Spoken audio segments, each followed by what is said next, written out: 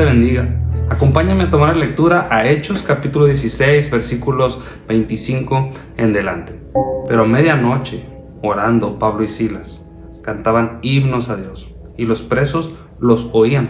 Entonces sobrevino de repente un gran terremoto, de tal manera que los cimientos de la cárcel se sacudían, y al instante se abrieron todas las puertas, y las cadenas de todos se soltaron. Despertando el carcelero y viendo abiertas las puertas de la cárcel, sacó la espada y se iba a matar, pensando que los presos habían huido. Mas Pablo clamó a gran voz diciendo: no te hagas ningún mal, pues todos estamos aquí.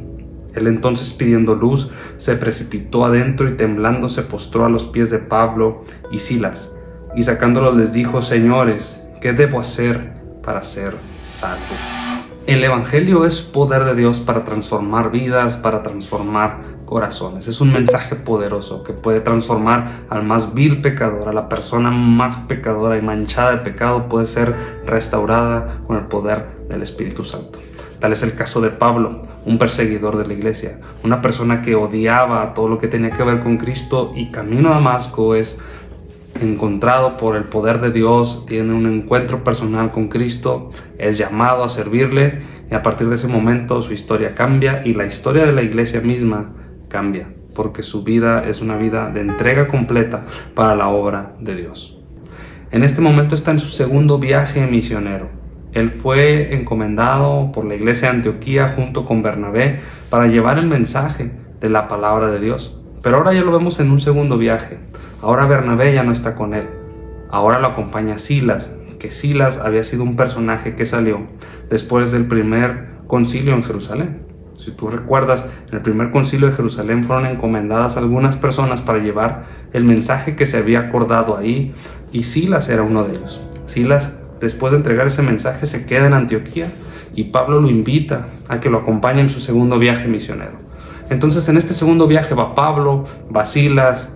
Dice la palabra del Señor que pasan por Timoteo, un joven que tenía muy buen testimonio, y para este momento, para esta lectura que hicimos, ya va con ellos también Lucas, el escritor del libro de los Hechos. Entonces estas 4 personas estaban apasionadas por la presencia de Dios, estaban apasionadas por servir al Señor, y en Filipos no había una sinagoga. Entonces todas las mañanas salían a hacer oración cerca de un río, dice la palabra de Dios. Una muchacha los iba siguiendo todos los días y los iba molestando. Un espíritu inmundo iba estorbando el mensaje. Pablo, lleno del Espíritu Santo, voltea y le da una orden a ese espíritu inmundo que salga de esa muchacha. En ese instante el espíritu inmundo sale y las cosas cambian en esa ciudad.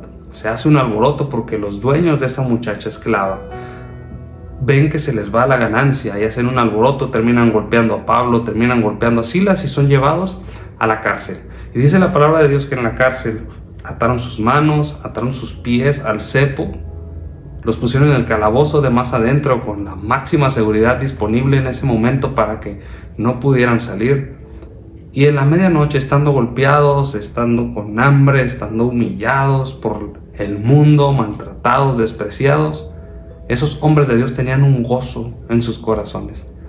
Había una llama encendida en sus vidas que los golpes no pudieron sacar, que las cadenas no podían detener, que el estar atados al cepo no limitaba que ellos adoraran a Dios, que ellos expresaran con su boca que el poder de Dios se manifestaba en sus vidas.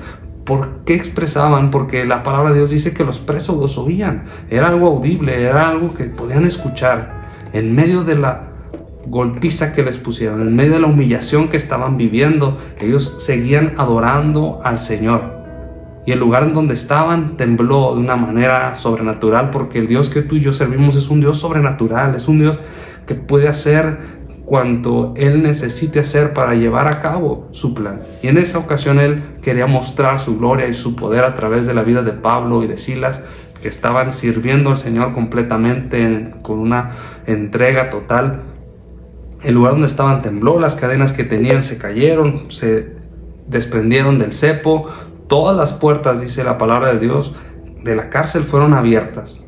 El carcelero, al despertar y darse cuenta que todo estaba abierto, toma la espada queriendo quitarse la vida y escucha la voz de Pablo diciendo: no te hagas daño, todos estamos aquí. ese carcelero y todos los que estaban ahí pudieron ver la gloria de Dios a través de Pablo, a través de Silas. Y tú y yo hemos sido llamados para mostrar la gloria de Dios, para que en medio de la dificultad, para que en medio de la lucha, en medio de la prueba, en medio de que nos maltraten, de que nos menosprecien, nos golpeen, nos humillen, podamos tener un gozo en nuestros corazones que no se apaga, que las cosas externas no afectan ese gozo, esa paz, eso que hemos experimentado, que es el poder salvador y purificador de Dios. Que Dios te bendiga, que esta breve porción y palabras que he compartido sean de bendición para tu vida y que podamos experimentar ese gozo, esa paz, ese fuego que tenía Pablo, que tenía Silas, que los hacía imparables en el reino de Dios. Dios quiere mostrar su gloria a través de nuestras vidas. Permitamos que nuestras vidas sean instrumentos en sus manos para su gloria, para su honra. Bendiciones.